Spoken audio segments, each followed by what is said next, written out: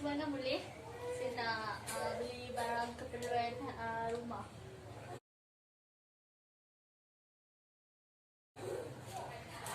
Terima kasih.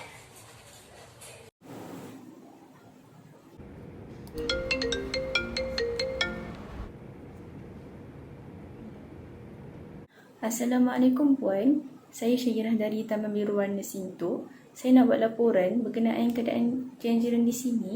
Kebanyakan tak mampu nak beli makanan, Puan. Baiklah Cik Syirah, saya terima laporan tersebut. Kami dari pihak NGO akan turun ke Taman Biru Warna untuk memberikan bantuan dan sumbangan dengan keadaan yang segera. Terima kasih di atas keprihatinan Cik untuk membuat laporan kepada pihak kami. Sekali lagi saya ucapkan terima kasih. Cik didapati bahawa Cik ada masalah dalam pandemik ini. Saya daripada pihak NGO dari daerah Sinto nak memberikan sumbangan sedikit untuk Cik dan keluarganya. Terima kasih kepada NGO daerah Sintuk kerana memberi sumbangan kepada saya untuk meringankan beban saya sekeluarga dalam tempoh pandemik COVID-19 ini. Terima kasih.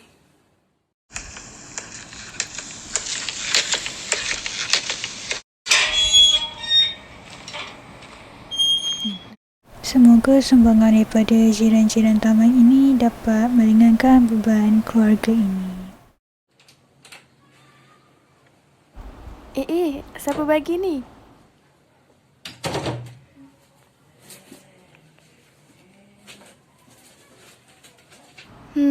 Alhamdulillah, murah rezeki.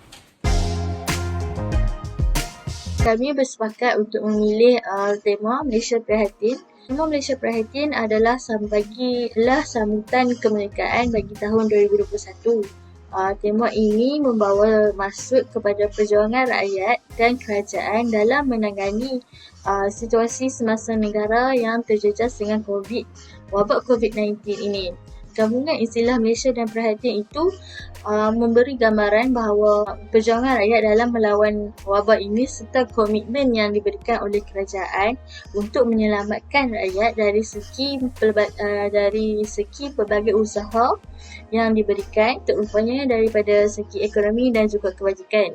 Tema ini menandakan bahawa semua rakyat Malaysia tanpa mengira falsafah politik bekerjasama dalam memerangi wabak ini, merangkumi kerajaan, pembangkang, penjawat awam, sektor swasta, sukarelawan dan rakyat itu sendiri yang terdiri pada lapisan masyarakat yang berbilang. Bagi memastikan wabak ini dapat dihentikan secepat mungkin, terdapat pelbagai bantuan dan inisiatif yang diberikan oleh kerajaan maupun masyarakat ataupun NGO sendiri untuk membantu dalam meringankan beban yang dihadapi oleh masyarakat yang terjejas akibat daripada COVID-19 ini sendiri. Oleh itu, kami memilih tajuk Kerajaan Mendorong, Rakyat Menolong Semasa Pandemik COVID-19 di Malaysia sebagai tajuk bagi tugasan kumpulan kami. Terusnya, penyataan masalah. Ketika pandemik COVID-19 melanda negara, kerajaan dan masyarakat menghadapi masalah pengucupan ekonomi, di mana kerajaan mengalami krisis kewangan dalam usaha untuk memulihkan kembali ekonomi yang terkesan akibat daripada penularan wabak COVID-19. Sementara, masyarakat menghadapi masalah kehilangan pekerjaan dan sumber pendapatan yang ada juga semakin terhad. Akan tetapi, bencana yang melanda ini tidak melunturkan semangat kerjasama yang baik di antara masyarakat dan kerajaan. Semangat kerjasama ini merupakan sumbangan yang terbesar dalam proses untuk memulihkan kembali kestabilan ekonomi negara. Saya akan memberi tentang tujuan dan objektif kajian tugasan kita. Tugasan ini, tema kita ialah Malaysia Prihatin. Oleh itu, kita nak tentukan berbagai objektif untuk yang berbagai apa yang Malaysia sedang buat dan bagaimana mereka ingin untuk mencapai. Antaranya objektif pertama ialah mengenal pasti masalah yang dihadapi oleh rakyat semasa tempoh pandemik COVID-19. Objektif kedua, mengetahui tanggungjawab pihak kerajaan dan masyarakat semasa tempoh pandemik bagi mengatasi kemerosotan ekonomi. Objektif tiga, membincangkan situasi ekonomi di Malaysia semasa pandemik COVID-19. Dan objektif yang terakhir ialah membuktikan keprihatinan rakyat Malaysia semasa berhadapan dengan pandemik COVID-19. Seterusnya, metodologi. Metodologi membincangkan bagaimanakah cara kita untuk mendapatkan maklumat dan mencarikan bahan-bahan rujukan untuk melaksanakan tugasan ini. Dalam metodologi, kita hanya menggunakan kaedah sekunder untuk melaksanakan tugasan ini. Apakah kaedah sekunder? Kaedah sekunder sebenarnya merupakan sumber data yang diperolehi oleh pengaji secara tidak langsung melalui media perantaran. Kita menggunakan kaedah sekunder untuk mencarikan bahan-bahan rujukan dan maklumat melalui internet. Dan juga jurnal, majalah, surat khabar, jurnal laporan perpustakaan dan sebagainya. Dalam perbincangan ini, saya akan membincangkan tentang masalah yang dihadapi oleh rakyat Malaysia semasa pandemik COVID-19. Antara masalah yang dihadapi oleh rakyat adalah masalah kesihatan. Pandemik COVID-19 telah menjejaskan kesihatan rakyat, terutamanya masalah kesihatan mental.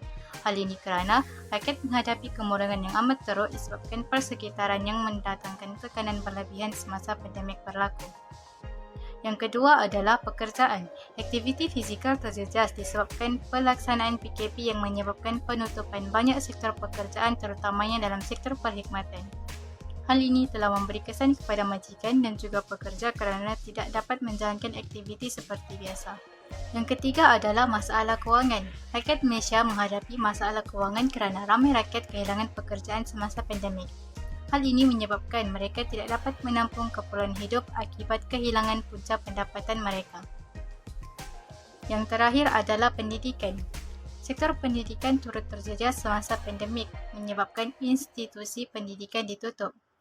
Hal ini menyebabkan warga pendidik dan pelajar telah mengubah kaedah pembelajaran daripada kaedah PDPC kepada kaedah pembelajaran secara atas talian. Menurut Bank Negara Malaysia, laporan keluaran dalam negeri kasar KDNK menunjukkan pertumbuhan ekonomi sebanyak 4.3% pada tahun 2019. Ekonomi dijangka meningkat pada tahun 2020, namun jangkaan meleset apabila KDNK negara mula merosot sebanyak 3.5%. Ini hasil dari tindakan kerajaan yang menutup pelbagai sektor termasuk sektor ekonomi bagi membendung penularan wabak COVID-19 dalam negara. Pelaksanaan Perintah Kawalan Pergerakan PKP menegah rakyat daripada melakukan sebarang aktiviti fizikal berskala besar termasuklah perhimpunan.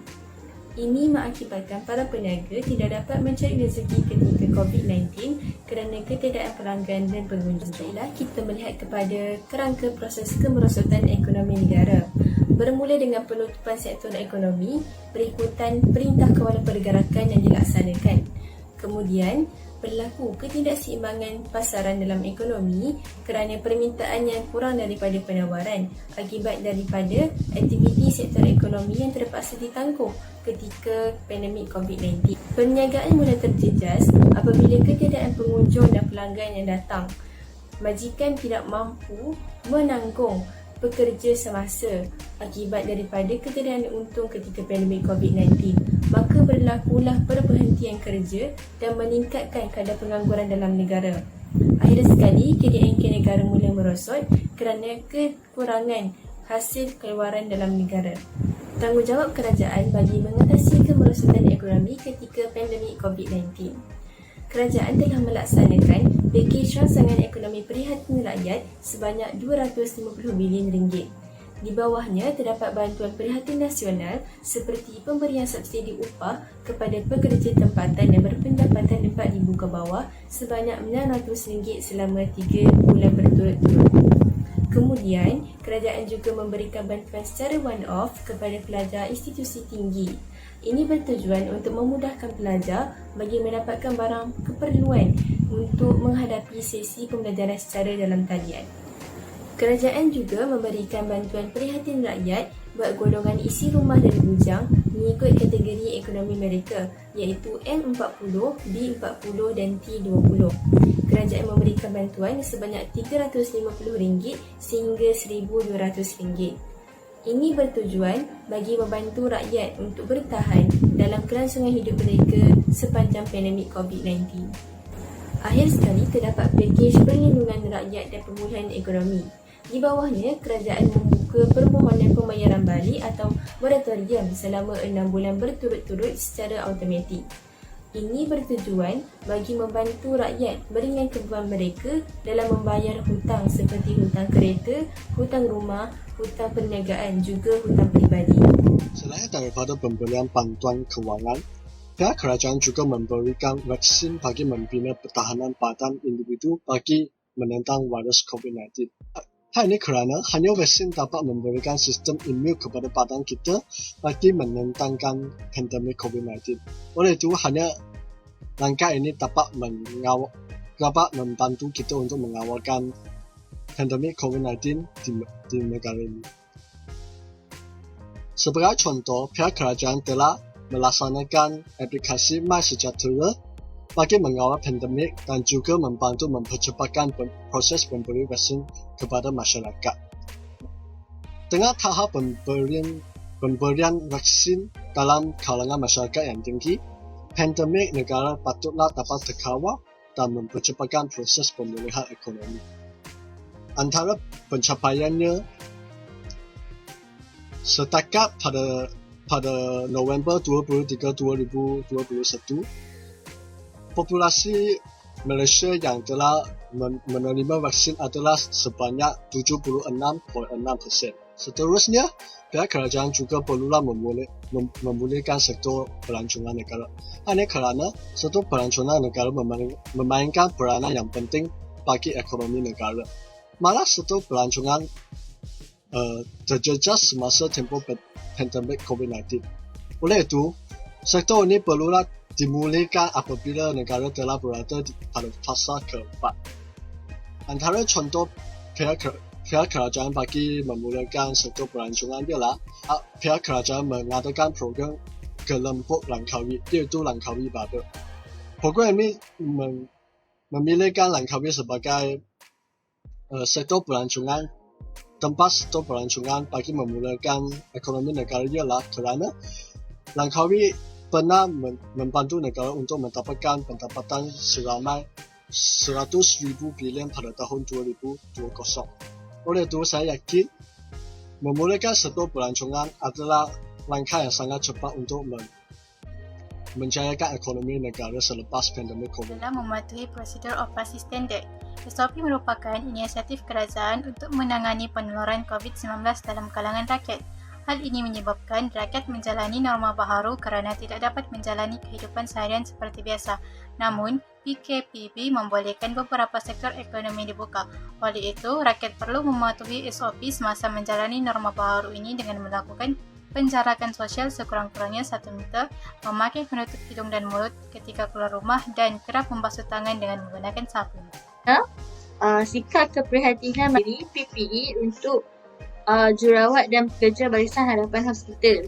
Inisiatif ini didorong oleh perasaan simpati kepada pekerja hospital yang terpaksa menjahit PPE mereka sendiri. Seterusnya, sumbangan masyarakat dari segi makanan dan keperluan asas kepada keluarga yang terjejas. Seperti sedia maklum, wabak COVID ini memberi kesan kepada masyarakat apabila mereka terpaksa diberhentikan kerja atau dibuang kerja.